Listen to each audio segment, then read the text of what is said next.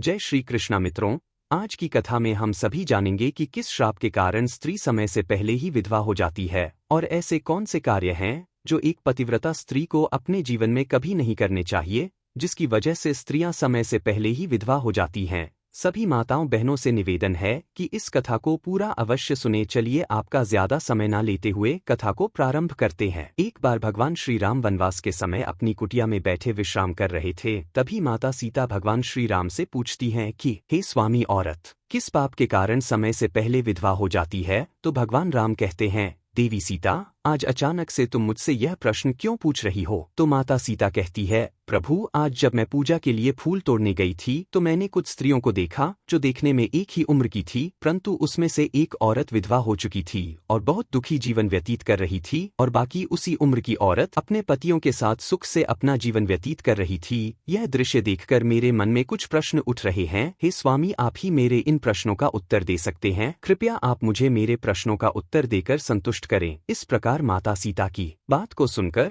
भगवान राम कहते हैं, हे सीते, तुम्हारे मन में जो भी प्रश्न उठ रहे हैं निश्चिंत होकर पूछो, मैं तुम्हें तुम्हारे प्रश्नों के उत्तर अवश्य दूंगा। फिर देवी सीता कहती हैं, हे प्रभु, मेरा पहला प्रश्न है, कौन सी स्त्री समय से पहले विधवा हो जाती है और सारी उम्र दुखी जीवन व्यतीत करती है? और मेरा दूसरा प्रश्न है, कौन सी स्त्री को जीवन में कभी सुख शांति नहीं मिलती? और मेरा तीसरा प्रश्न है, वह कौन सी चीज है जो एक पत्नी अपने पति के मांगने पर भी पति को नहीं देती? इस तरह माता सीता के तीनों प्रश्नों को सुनकर भगवान राम कहते हैं, देवी, तुम जिन स्त्रियों की बात कर रही हो उनमें से एक स्त्री समय से पहले ही विधवा होकर अपना दुखी जीवन व्यतीत कर रही है और वहीं पर अन्य स्त्रियां सुहागन हैं और अपने पति के साथ खुश होकर सुखी जीवन व्यतीत कर रही हैं। तुम जानना चाहती हो आखिर ऐसा क्यों है? तो देवी सुनो, मैं तुम्हें इन सभी प्रश्नों का उत्तर एक कथा के माध्यम से देना चाहता हूँ। इस कथा को बहुत ही ध्यान से सुनना, क्योंकि आधी अधूरी कथा सुनने वालों को आधा अधूरा ही ज्ञान प्राप्त होता है जो जीवन में कभी काम नहीं आता। और यदि तुमने ध्यान से सुना तो तुम्हारे तीनों प्रश्नों के उत्तर कथा को सुनने के बाद तुम्हें मिल जाएंगे। फिर माता सीता कहती है, स्वामी, मैं आपको वचन देती हूँ कि मैं इस कथा को पूरा सुनूंगी और संसार की समस्त नारियों तक इस कथा को आपके माध्यम से पहुँचाऊंगी। माता सीता की यह बात सुनकर भगवान राम कहते हैं, हे सीता, सबसे पहले मैं तुम्हें उस स्त्री की कहानी सुनाना चाहता हूँ जो सुहागन बनकर सुखी जीवन जी रही है। और जिस सुहागन स्त्री की तुम बात कर रही हो वह स्त्री और कोई नहीं बल्कि कौशल नरेश के नौकर की पत्नी है। और वह स्त्री जिस नौकर की पत्नी है उस नौकर को अपनी पत्नी पर पूरा विश्वास है कि मेरी पत्नी एक चरित्रवान और पतिव्रता स्त्री है जिसकी प्रशंसा वह नगर में सबसे करता है और अपने साथियों से अपनी पत्नी के गुणगान किया करता है। फिर भगवान राम माता सीता से कहते हैं कि हे देवी, उस नौकर की पत्नी की चर्चा समस्त नगर में होने लगी। धीरे धीरे फैलते हुए यह बात राजा के दरबार में पहुंच गई और यह बात सुनकर राजा ने अपने नौकर को बुलाया और उस नौकर से राजा कहने लगे कि तुम हर किसी से कहते हो कि तुम्हारी पत्नी एक चरित्रवान और पतिव्रता स्त्री है।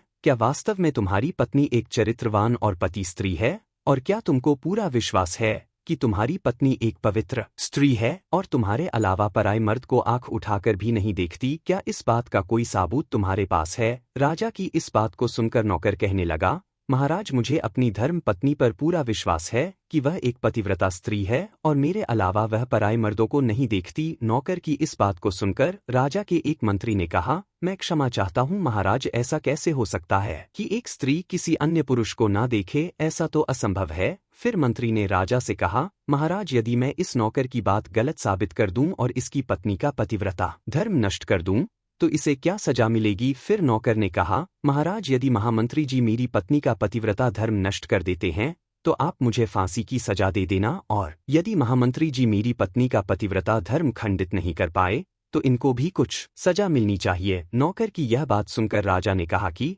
मंत्री को भी फांसी की सजा दी जाएगी। मंत्री ने यह बात स्वीकार कर ली और नौकर से पूछा कि मैं तुम्हारी पत्नी से क्या वस्तु लाऊं जिससे तू मान ले कि मैंने तेरी पत्नी का पति धर्म खंडित कर दिया? तो नौकर ने कहा, महामंत्री जी, आप मेरी पत्नी से मेरे विवाह के समय पर दहेज में मुझे एक मटका और एक कतार मिली थी और यह दोनों चीजें मेरी पत्नी ने बहुत ही संभाल कर रखी है, क्योंकि यह दोनों चीजें एक पतिव्रता स्त्री के लिए सुहाग की निशानी है। यदि तुम यह दोनों चीजें मेरी पत्नी से लाकर मुझे दिखा दोगे तो मैं मान जाऊंगा कि मेरी पत्नी का पतिव्रता धर्म महामंत्री जी आपने नष्ट कर दिया है। तब मंत्री ने नौकर की यह शर्त स्वीकार कर ली और वह मंत्री दरबार से निकलकर नगर में जाता है और एक जादू टोना करने वाली स्त्री से जाकर मिलता है जो काम को कोई नहीं कर पाता था वह काम वह जादू टोना करने वाली स्त्री कर देती थी। फिर मंत्री ने उस स्त्री को सारी बात बताई और कहा, तू कैसे भी करके उस नौकर की पत्नी से मेरा संबंध बनवा दे, इसके बदले तुझे जितना धन चाहिए मैं उतना धन देने को तैयार हूँ। इस तरह मंत्री की बात सुनकर वह स्त्री कहने लगी, मंत्री जी, आपको कहने में आसान लगता होगा किंतु ऐसा कुछ भी नहीं है। तुम जिस औरत के बारे में बात कर रहे हो वह औरत एक पतिव्रता नारी है, उसे ना ही किसी धन का लोभ है और ना ही किसी वस्तु का लालच है। तुम्हें क्या लगता है वह तुमको मटका और कतार दे देगी? फिर वह स्त्री कहती है, महामंत्री, वह तेरी थुकेगी भी नहीं। महामंत्री डर गया और कहने लगा, यदि तू मेरा उससे संबंध नहीं करवा सकती है तो एक काम कर दे, उसके घर जाकर उसका मटका और कतार चुराकर मुझे दे दे और उसकी पत्नी के जांघ के पास यदि कोई निशानी हो तो वह निशा मुझे देखकर बता दे, फिर मैं तुझे मुंह मांगा इनाम दूंगा। तुझे जितना धन चाहिए उतना धन मैं दूंगा, बस तू मेरा यह काम कर दे। मंत्री की यह बात सुनकर उस जादू टोना करने वाली स्त्री के मन में धन का लालच आ गया और उसने कहा, ठीक है, मैं तुम्हारा काम अवश्य करूंगी, लेकिन मुझे मुंह मांगा धन देना पड़ेगा। मंत्री ने कहा, ठीक है, और फिर वह स्त्री नौकर के घर में वेशभूषा बदल कर जाती है और नौकर की पत्नी से जाकर कहती है, बेटी, मैं तेरे पति की बुआ हूँ, मैं कई सालों के बाद आई हूँ। फिर उस नौकर की पत्नी ने कहा, आप इतने सालों बाद आई हैं,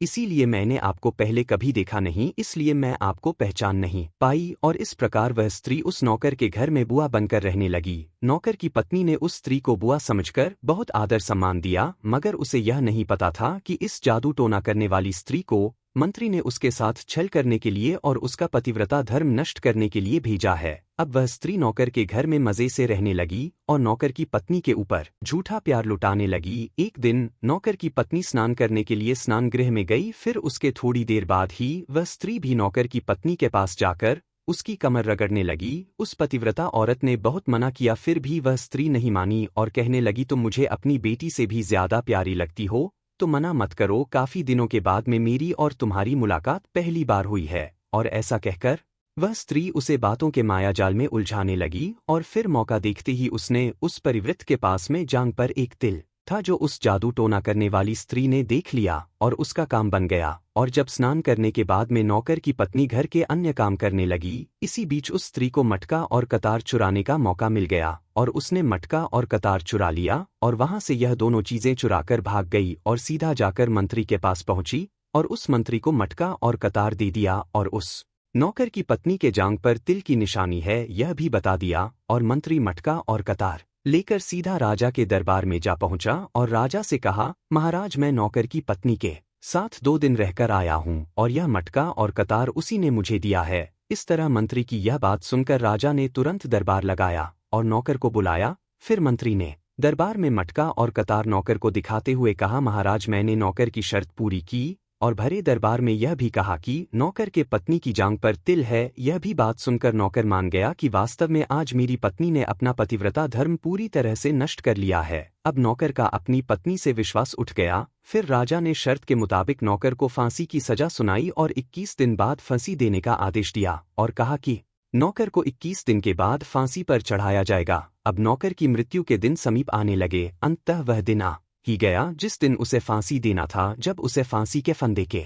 पास लाया गया तो उस नौकर से उसकी अंतिम इच्छा पूछी गई। फिर नौकर ने कहा कि महाराज, मेरी अंतिम इच्छा यह है कि मैं आखिरी बार अपनी पत्नी से मिलना चाहता हूँ। और इस तरह राजा ने नौकर को आज्ञा दी कि तुम अपनी पत्नी से मिल सकते हो। फिर नौकर कुछ दिन की इजाजत लेकर अपने घर गया और अपनी पत्नी से कहने लगा कि तुमने मेरे साथ बहुत बड़ा विश्वासघात किया, छल किया है। मैंने तुम पर विश्वास करके राजा के सामने मंत्री से ऐसी शर्त लगाई थी और राजा के दरबार में मैंने कहा था कि मेरी पत्नी एक चरित्रवान और पतिव्रता स्त्री है और उसके पतिव्रता धर्म को कोई नष्ट नहीं कर सकता। यदि कोई नष्ट कर देगा तो मुझे फांसी लगा देना, और तुमने पतिव्रता धर्म नष्ट कर दिया। अब मुझे कुछ दिन के बाद में फांसी दे दी जाएगी। तुमने मेरे साथ विश्वासघात किया है। मैंने तुम पर विश्वास करके तुम्हें घर पर अकेला छोड़ के गया था। नौकर की यह बात सुनकर उसकी पत्नी ने उसे उस स्त्री की बात बताई जो उसके पति की बुआ बनकर उसके घर पर आई थी। मगर नौकर को अपनी पत्नी की बातों पर बिल्कुल भी विश्वास नहीं हुआ और नौकर राजा के दरबार में पहुंच गया। फिर राजा किसी कारणवश उस नौकर की फांसी की सजा कुछ दिन के लिए टाल दिया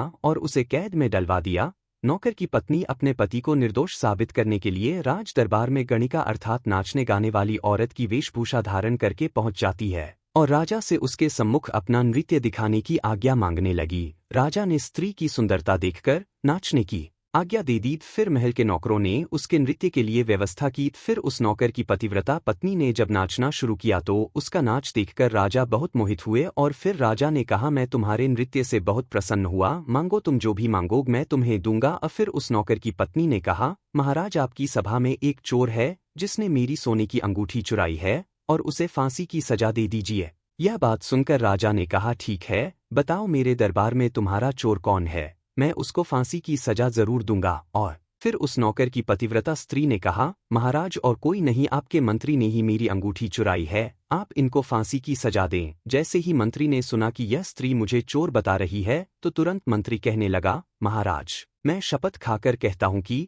मैंने इसकी अंगूठी नहीं चुराई है और मैंने इसे आज तक कभी देखा ही नहीं है, तो मैं इसकी अंगूठी कैसे चोरी कर सकता हूं। मैंने आज तक इसकी शक्ल ही नहीं देखी है, आज पहली बार मैं इसकी शक्ल देख रहा हूं। जैसे ही मंत्री ने कहा कि मैंने इस स्त्री की आज तक शक्ल ही नहीं देखी है तो वह पतिव्रता औरत अपने वास्तविक वेशभूषा में आ गई और कहने लगी, महाराज इस मंत्री ने मुझे पहले कभी देखा ही नहीं, तो आप इससे यह पूछो कि यह मटका और कतार कहाँ से लाया है, और मैं उसी नौकर की पत्नी हूँ जो आपके यहाँ पर नौकरी करता है और आप मेरे निर्दोष पति को फांसी पर चढ़ाने वाले हैं, इसीलिए मुझे यहाँ इस गणिका की वेशभूषा में आपके दरबार में आना पड़ा। मैं आपको इस मंत्री की पूरी सच्चाई सुनाती हूँ। यह जो आपका मंत्री है इसने मेरे पास में एक जादू टोना करने वाली स्त्री को मेरे पति की बुआ बनाकर भेजा था और उसने धोखे से मेरी जांघ के तिल का पता लगाया और उसी स्त्री ने यह मटका और कतार चुराकर इसको दे दिया और आपके मंत्री ने इसके बदले उसको बहुत सारा धन दिया है और मेरे साथ यही छल हुआ है महाराज, और मैं आज भी पतिव्रता हूँ। स्त्री की इस बात को सुनकर राजा ने उस स्त्री को बुलाया। फिर उस स्त्री ने राजा के डर से मंत्री की सारी सच्चाई राजा को बता दी, जिससे राजा ने उस नौकर को अपनी कैद से रिहा कर दिया और उसकी जगह मंत्री को फांसी पर चढ़ा दिया। और कथा को आगे बताते हुए भगवान राम कहते हैं, हे सीते, इस प्रकार उस नौकर की पतिव्रता स्त्री ने अंत में राजा से कहा, महाराज